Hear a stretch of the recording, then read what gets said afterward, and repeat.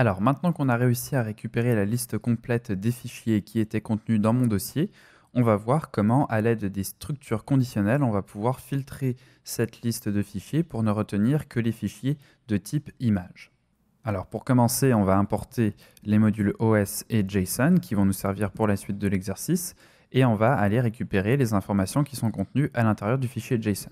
Donc, je vais créer une variable chemin fichier qui va être égale au chemin vers le fichier. Donc Shift, clic droit pour récupérer ce chemin. Vous commencez à être habitué.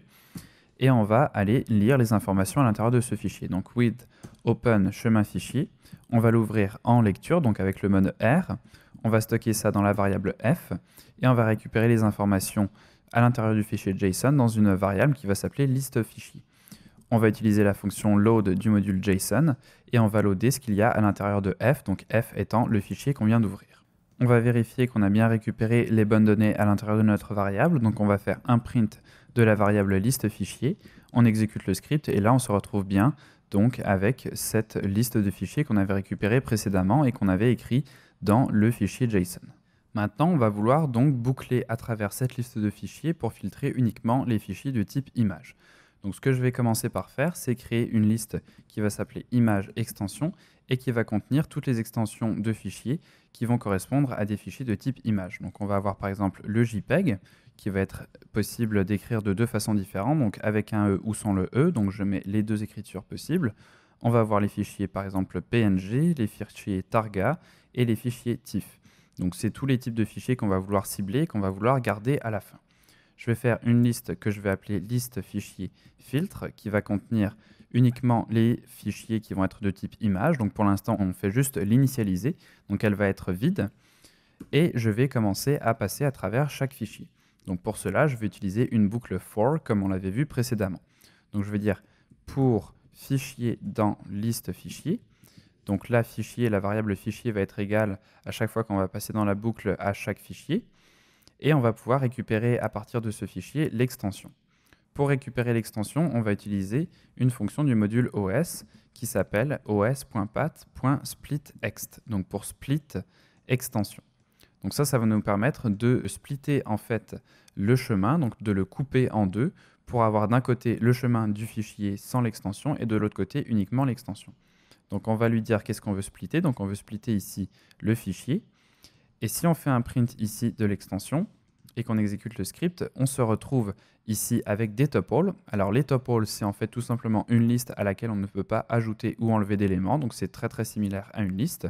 Donc un tuple ici qui contient comme premier élément le nom du fichier sans l'extension et comme deuxième élément uniquement l'extension. Donc nous, on va vouloir récupérer uniquement le deuxième élément ici. Pour récupérer un élément précis dans une liste ou un tuple, on va utiliser des crochets comme ceci et on va indiquer à l'intérieur de ces crochets l'index de l'élément qu'on veut récupérer. Là, on va vouloir récupérer le deuxième élément, donc qui va correspondre au premier index, puisque en Python, les index commencent à 0. Donc le premier élément à l'index de 0, le deuxième à l'index de 1, etc., etc. Si jamais on veut récupérer le dernier index d'une liste ou d'un tuple, on va pouvoir utiliser la syntaxe suivante en mettant -1. Donc là, peu importe la longueur de notre tuple ou de notre liste, on va pouvoir récupérer le dernier élément. Moi ici, je sais que la fonction splitExt va me retourner uniquement deux éléments et le deuxième élément étant l'extension. Donc je vais mettre tout simplement 1, ce qui va m'assurer de retourner à chaque fois uniquement l'extension. Donc là, si je refais le print et que j'exécute le script, vous voyez qu'ici, on a uniquement l'extension qui est affichée. Donc c'est exactement ça qu'on veut et on va pouvoir commencer à vérifier avec une structure conditionnelle si cette extension est comprise oui ou non à l'intérieur de notre liste image extension. Donc avant d'aller plus loin, on va passer sur une petite partie théorique qui va vous expliquer ce qu'est vraiment une structure conditionnelle et comment on peut l'utiliser. Alors les structures conditionnelles, qu'est-ce que c'est et à quoi ça sert? Une structure conditionnelle, ça va permettre de tester si une condition est vraie ou fausse et en fonction de cette condition, exécuter un code. Ici, on utilise tout simplement la syntaxe if true, qui va donc toujours être vrai, true étant un booléen, et on va donc exécuter un code seulement si cette condition est vraie. Donc là, le code va être exécuté, puisque la condition va être tout le temps vraie. Si on met if false, false va être tout le temps faux, et donc la condition va être fausse, et donc le code ne sera jamais exécuté.